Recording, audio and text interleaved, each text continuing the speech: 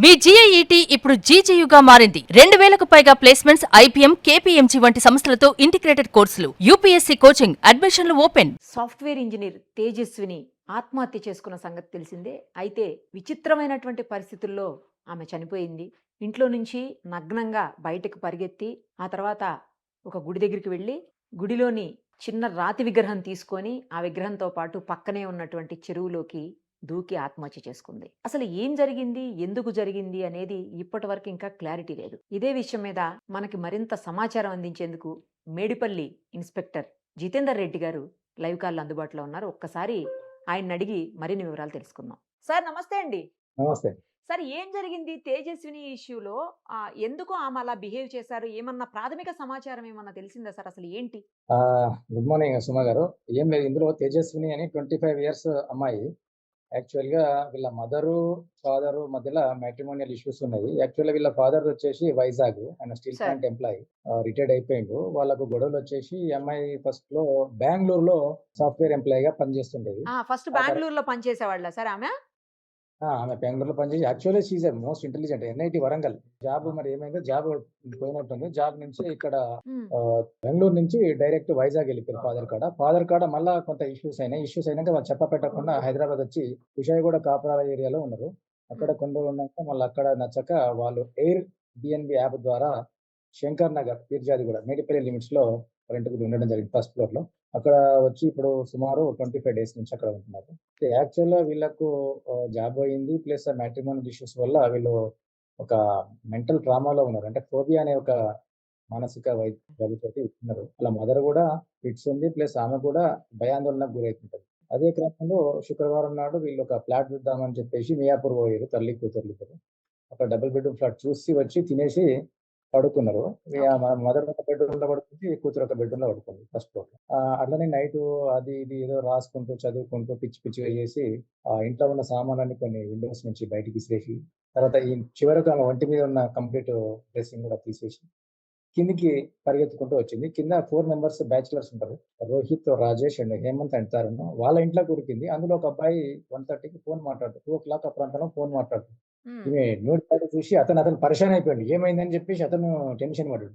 ఈ అమ్మాయి లోపలికి పోతే లోపల ఒక అబ్బాయి చదువుకుంటుండు. తర్వాత వేరే రూమ్‌లోకి పోయింది. వీళ్ళు వీళ్ళు భయపడిపోయారు. ఏమైంది ఇంత రాత్రి ఇట్లా వచ్చింది లేడీ అని చెప్పేసి అసలు ఏంది మనిషా దయ్యమా అనే ఒక కోణంలో వాళ్ళు భయాందోళనకు గురయ్యారు. తర్వాత ఆమె సడెన్‌గా మళ్ళా బయటికి పరిగెత్తుకుంటూ వచ్చింది. ఈ అబ్బాయి ఇంకా భయానికి లోనయ్యి ఈ అబ్బాయి కూడా పరిగెత్తిండు నన్నేమన్నా చేస్తదా అని. చాలా స్పీడ్ ఎవ్రీథింగ్ సీసీ కెమెరాలో రికార్డ్ అయ్యింది. సార్.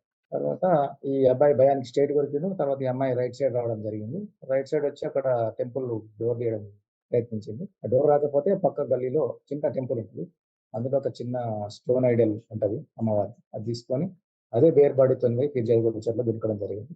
ఈ సమాచారం మాకు శుక్రవారం మార్నింగు 10:30 ఆ ప్రాంతంలో ఇట్లా లేడీ డెడ్ బాడీ ఉందని ఫిర్యాదుగూడ చెరువులో మాకు ఫోన్ రావడం జరిగింది. వెంటనే మా సిబ్బందిని పంపించి రెస్క్యూ సిబ్బందితోటి బాడీ బయట తీయడం జరిగింది. సార్. ఆ తర్వాత అసలు విచారించినంక ఈమె పేరు తేజస్విని 25 ఇయర్స్ ఇక్కడ ఉంటూ రీసెంట్‌గా తెలుసు. ఆ తర్వాత ఆమెని ఏమంటే డెడ్ బాడీ అక్కడికి పంపేయడం జరిగింది. హైడ్రా సిబ్బందిని పిలిపించి ఆ విగ్రహం గురించి కూడా వెతకడానికి కొంత ప్రయత్నం చేసినాము. కాకపోతే మట్టిలో కూరుకుపోయిన చిన్న విగ్రహం దొరకలేదు. ఆ తర్వాత వాళ్ళ అమ్మని పిలిపించేసి విచారిస్తే వాళ్ళ అమ్మకు కూడా నాకు తెలవదు. మా కూతురు ఎటో పోయిందని అన్నది.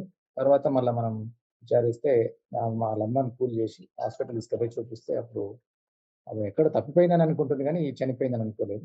ఈ క్రమంలో మేము కేసు రిజిస్టర్ చేసి దర్యాప్తు చేస్తున్నాం. ఇందులో మనం ఆ కింద ఉన్న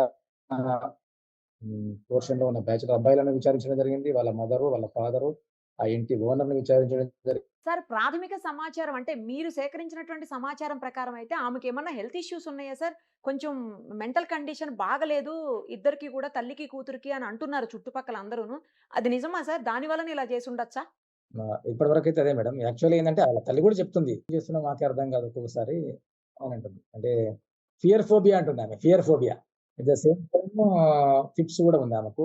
వాళ్ళ తల్లికి ఫిట్స్. కానీ సార్ రోజుకి రూ. 3,500 పే చేసి నెల రోజుల బట్టి అక్కడే ఉంటున్నారంటే దగ్గర దగ్గర రూ. 1,00,000 పైన గదా అమౌంటు. అంత ఎందుకు పే చేసి వాళ్ళు అక్కడ ఉండాల్సొస్తుంది? అంత అమౌంట్ ఎట్లా పే చేయగలుగుతున్నారు వాళ్ళసలు? 3000 కాదు మేడం. యాక్చువల్ రూ. 1,900 పర్ డే.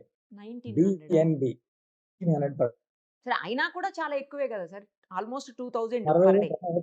వీళ్ళకు అంటే వీళ్ళకు అప్రోచ్ తెలవకపోవడము, అంటే హ్యూమన్ రిలేషన్స్ లేకపోవడం, వీళ్ళకు ఎవరు అనుమానంగా ఉండి ఎవరు ఇయ్యరు గదా! అందువల్ల గూడా యాప్ ద్వారా వచ్చిందని అనుకుంటున్నాను. ఓహో! ఓకే. ఓకే. తర్వాత ఏదో క్షుద్ర పూజలు చేశారు. ఇంట్లో వాళ్ళకు కండిషన్ అంటే మెంటల్ కండిషన్ సరిగ్గా లేక పూజలేవో చేశారు. అది కూడా వైరల్ అవుతుంది సార్. అట్లాంటిదేమన్నా చూసారా మీరు? నిజంగా అలాంటిదేమన్నా ఉందా అసలు మీ ఇన్వెస్టిగేషన్‌లో అలా తెలిసిందా ఏమన్నా? పూజలంటే పూజలు మామూలుగా జేసుంటారు గానీ, స్పెసిఫిక్‌గా క్షుద్ర పూజలనేది ఏం లేదు. ఆస్ట్రాలజీని సంప్రదిస్తుండేది. రిపీటెడ్‌గా ఆన్‌లైన్‌లో ఆస్ట్రాలజీ ఓహ్! సంప్రదిస్తుండేది. అదొకటి ఇన్వెస్టిగేషన్‌లో తెలిసింది. స్పెసిఫిక్ అంటే ఆరోగ్యం బాగుండాలని జనరల్ పూజలు చేస్తున్నాం. క్షుద్ర పూజలనేది ఏం లేదు. ఈ అమ్మాయికి యాక్చువల్‌గా నిద్రలో పీడకలలొస్తున్నాయంట. రక్తం కలలు అట్లా వస్తుండేయంట. ఓహో! సార్ తర్వాత థర్డ్ పర్సన్ ఎవరైనా ఉన్నట్లు ఏమన్నా అంటే అట్లాంటి అనుమానాస్పదంగా ఏమన్నా ఉందా సార్? లేదు. ఎవ్వరు లేరు. కింద 4 మెంబర్స్ ఉన్నారు. ఆ 4 మెంబర్స్‌ని కూడా విచారించినాం. వాళ్ళు కూడా అంతా ఇన్సిడెంట్స్ కూడా వెరిఫై చేసినాం. అట్లాంటివి ఏం లేదు. వాళ్ళు పానిక్ అయిపోయారు. వాళ్ళ ఇంటిలోకి ఈమొచ్చింది. తర్వాత లేటర్ ఏం జరిగిందనేది ఎవ్రీథింగ్ సీసీ రికార్డ్ ఉంది. సీసీ కెమెరా రికార్డ్ ఉంది. ఓకే. ఆమె కాల్ కూడా ఎలాంటిది కూడా ఆమెకు సూసైడ్ నోట్ గాని అలాంటివి కూడా ఏమి దొరకలేదు. ఈవెన్ ఆళ్ళ మదర్‌కి కూడా తెలవదు. అంటే సార్ 16థ్ రోజున కొన్ని విజువల్స్ చూసాను నేను ఆమెయి. సీసీ కెమెరాలో 18 చనిపోయింది గదా! 16వ తారీఖున ఆమె ఒక ట్రాలీ బ్యాగ్ అంటే సూట్‌కేస్ ఒకటి తీసుకొని అక్కడ అదే వీధిలో అటు ఇటు, ఇటు అటు తిరుగుతుంది. ఒక ఆటో డ్రైవర్‌ని మొత్తం రోడ్స్ అన్ని తిప్పి 500 మీటర్స్ డిస్టెన్స్‌లో ఉన్నటువంటి తన ఇల్లుని ఆమె కనుక్కోలేనటువంటి సిట్యుయేషన్‌లో దారుణంగా తిరిగింది అక్కడంతా గూడా. అలాంటి ఆమె పక్కనే ఉన్నటువంటి చెరువు ఉంది ఇక్కడ. అక్కడికి వెళ్లి చనిపోవచ్చు. టెంపుల్ ఉంది. అమ్మవారి విగ్రహం ఇదంతా ఎట్లా తెలిసింది సార్ మరి? అమ్మగారి విగ్రహం అనేది ఏం లేదు. ఆమె జస్ట్ అట్లా టెంపులొచ్చింది. టెంపుల్ కాడ ఏదో పోదామనుకుంది. ఆ చిన్న టెంపుల్‌లో కూడా టెంపుల్ లోపలికి పోయింది. ఇదంతా మెంటల్ ట్రామా అసలేం చేస్తుందనేది ఆమెకే తెలవదు. తెలవని పరిస్థితి. ఓకే. అసలు మైండ్ ఒక్కొక్కసారి పనిచేస్తుందా లేదా అనేది డౌటు. ఇల్లు కూడా ఐడెంటిఫై చేయక ఆటో వాళ్ళని ఇటు అటు తిప్పేసి ఉంటది. టైమ్ హ్మ్. పాస్ కూడా తిప్పుకుంటదేమో అని అనుకుంటా. That is called mental trauma. Okay. తర్వాత ఆమె అకౌంట్‌లో 20,00,000 ఉన్నాయి అని అంటున్నారు. నిజమా సార్? అలా ఉన్నాయా? అంత అమౌంట్ ఉందా? Actually, she was an intelligent lady. She was earning almost more than 2 lakhs per month oh! while she was working in Bangalore as a techie. So, ఉంది అయితే అమౌంట్ ఉంది. Might have. వాళ్ళ అమ్మ చెప్తే కూడా రెంట్స్ ఇవన్నీ ఎవరు పే చేస్తారంటే మా పాప చేస్తది. నా కాడైతే డబ్బులు లేవు అని అంది. వాళ్ళ ఫాదర్ సార్? వాళ్ళ ఫాదర్ ఏమంటున్నారు? అంటే మీరు విచారించారు కదా! వాళ్ళ ఫాదర్‌ని కూడా ఏమన్నారాయన? రిపీటెడ్‌గా కాల్స్ వస్తున్నాయి. ఎందుకు చచ్చిపోయిందంటే నాకే తెలవదు. వాళ్ళు నాతోని గొడవ పెట్టుకొని ఎళ్ళిపోయిండ్రు. అసలేంటి సార్ ఇదంతా ఏంది ఎవరన్నా ఎందుకు చచ్చిపోయినారని ఆళ్ళ ఫాదరే నన్ను అడుగుతా ఉన్నాడు. రీజన్ ఏంటిది వాళ్ళ ఫాదర్ కూడా ఇంటిమేట్ చేసినా వాళ్ళ ఫాదర్ రావడం జరిగింది. ఫునేరియల్స్ వచ్చేసి ఇక్కడ ముషీరాబాద్‌లో చేయడం జరిగింది. మళ్ళా ఇద్దరు మదర్ అండ్ ఫాదర్ కూడా ఇప్పుడు వైజాగ్‌లో ఉంటున్నాం. కలిసే వాళ్ళ ఉంటున్నాం. ఓన్ హౌస్‌కెళ్ళిపోయారా సార్? వాళ్ళ ఓన్ ఆ! విలేజ్‌కి. అవును. విగ్రహాన్ని మీరు లోపల పడిపోయింది గదా సార్ చెరువులో. ఆ విగ్రహాన్ని ఎందుకు తీయలేదు మీరు? ఆ విగ్రహం గురించి కూడా తీయలేదన్న తర్వాత ఆ విగ్రహానికి కట్టుకున్నటువంటి చీర అంటే అమ్మవారి చీర ఏదైతే ఉందో అది గూడా అక్కడనే పడుంది. నేను నిన్నొచ్చాను. అక్కడనే పడి ఉంది. మామూలుగా ఇన్వెస్టిగేషన్ కోసం అవన్నీ మీరు హ్యాండ్ ఓవర్ చేసుకుంటారు గదా సార్! ఎందుకని చేసుకోలేదు ఈ కేసులో మరి? యాక్చువల్‌గా ఏందంటే విగ్రహం గురించి ప్రయత్నం చేసినాము. హ్మ్. విగ్రహానికి రెస్క్యూ టీమ్ పెట్టి చేపిచ్చినాం. హైడ్రా స్విమ్మర్స్‌ని కూడా తెప్పించినాము. ఓహ్! దొరకలే మేడం. దొరకలేదు. చాలా దొరకలే. లోతుంటదా సార్ అది చెరువు? అంటే 10 ఫీట్స్ 10-15 ఫీట్స్. అయితే బురద ఉంటది. బురదలో కూరుకొని పోయి ఉంటది. Only 1 ½ feet, okay. 2 okay. Feets ఆ! ఉంటది ఆ! సైడ్‌లో. ఆ! ఆమె పడిపోయినప్పుడు కూరుకొని పోయి వాటర్ కనిపిస్తుంది గానీ, నిన్నంతా చూస్తే బురదే ఉంది సార్. మొత్తం అంతా చాలా మట్టి, బురద ఉంది. అంతే మేడం. అన్నీ డ్రైనేజ్ వాటరే.